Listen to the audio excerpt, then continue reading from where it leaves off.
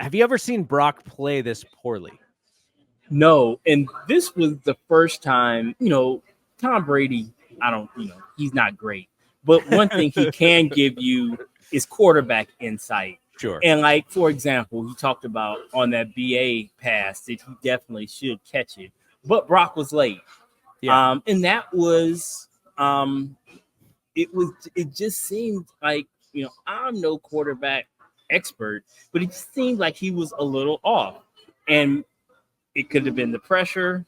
It could have been, like you say, just I think the thing with Spags is the fact that they are able to control the run, which if they don't have to respect the run, then play action really is not nearly as effective if the fake they're not even honoring it because they figure that their front has got that pretty much sewed up. And it just seemed like there was pressure, and then it's one of those things that you see a lot with Brock is that when there's pressure, not just Brock, but with other quarterbacks too, when there is relentless pressure, then there are times when they feel phantom pressure. So even if there isn't pressure, they're just kind of sped up. And it just felt like he was just a little off all day long. And I don't know. It's got to be the worst that he's played. I can't think of another performance. I don't know if statistically that's true. I think it's his worst. It's his worst QBR for sure. Oh yeah, that he's never had. Yeah, and it was in that that kind of matches the stats. Kind of match the eye test too. So yeah, that was it was not it wasn't good. And then man, just the turnovers, man. It's that is it's been an earmark of his performances that he just really doesn't turn it over. And there were some bad ones today. I mean, you had the one that was was tipped, and so that happens. But yeah, it was not good.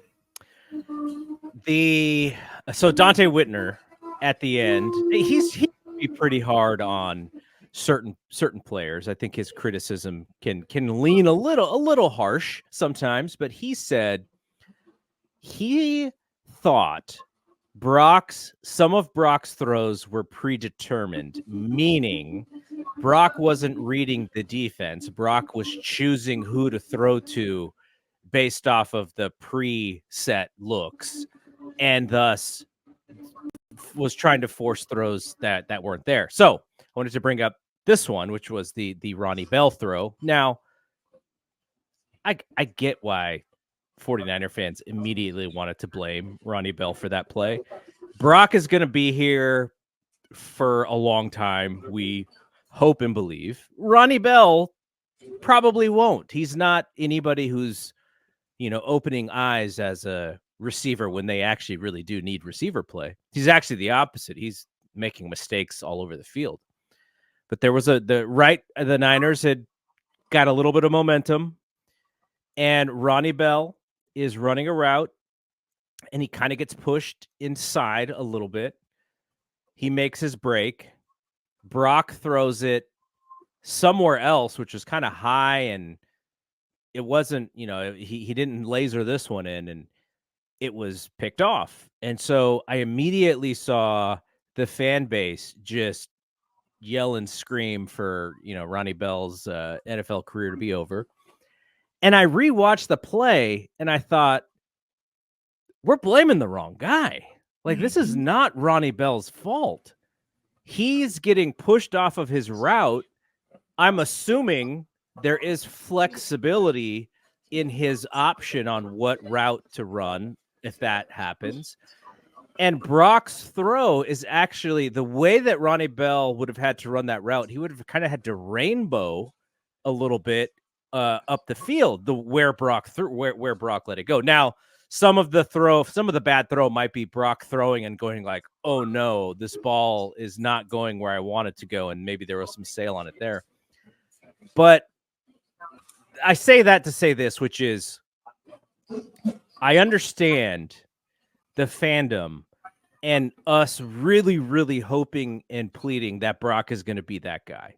We've talked about this. This was a lot of our discussion last year, whether Brock was good enough to where 49er fans were already putting him on pedestals that only exist in our fan base for quarterbacks who've won Super Bowls. And so when I watch this stuff, Shelvin and I actually had a conversation. It was a civil debate, but it's fiery, it's passion, it's fandom.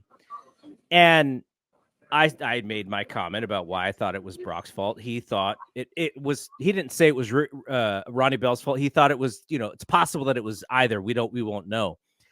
And we had this discussion and I said, look, the way that I was taught, to watch this stuff is you praise when it's good and you criticize when it's not good. Like that's how you're unbiased and fair. And so we had this sort of conversation about if you're a fan, like how passionate should you be in maybe overstating some of the goodness, versus criticizing even worse some of the bad. So I try and stay as far in the middle as humanly possible while still being a fan. And I think what I'm learning this year, which is we've been giving Brock his kudos because in 2 years he's gone to the NFC Championship and to the Super Bowl. And the only thing left from there is just to win the whole thing. But he's got 2 good years under his belt. He had comeback wins in the playoffs. He had a good Super Bowl performance, not a great one. And now what you want to see from him is the next level. But we can sit there and watch him and go, okay, for 2 years, he's a good quarterback. He should be better.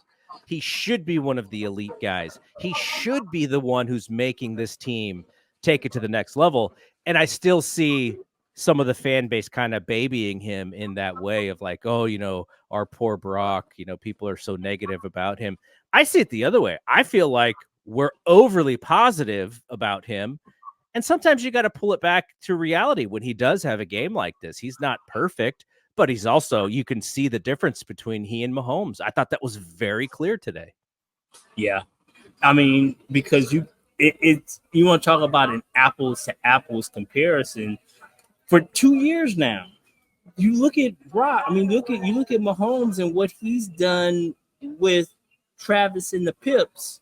They won a champion. They won a championship last year with my guy who led the world in drops, and it was just he dragged him to us. And this year, look, I mean, Hollywood's gone now. Rice is gone. Mecole Hardman looks like Thurman Thomas against us. I mean, it's crazy. And then Noah Gray. Who the hell is Noah Gray? I mean, it's really, really frustrating. But unfortunately, fortunately or not, that's what Brock. That's what the mandate is for Brock. Yeah. When you make all that money, that's the concerning part. Is we have not won a championship, as I like to call them, with the Avengers. Mm-hmm. What's going to happen moving forward as those pieces are taken away?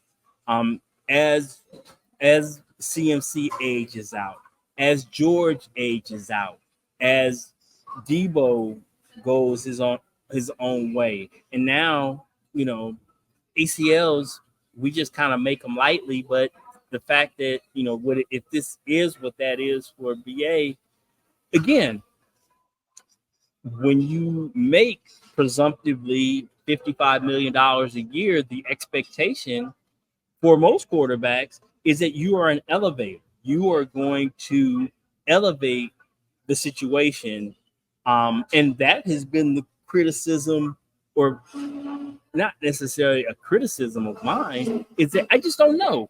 Is Brock the kind of guy who, regardless of who's around him, he's going to be able to, as he grows and develops, he's going to be able to raise the level of those guys around him? Or is he a better version of Jimmy G, who is gonna be fine if all these guys around him are good, but he'll just be average if they aren't.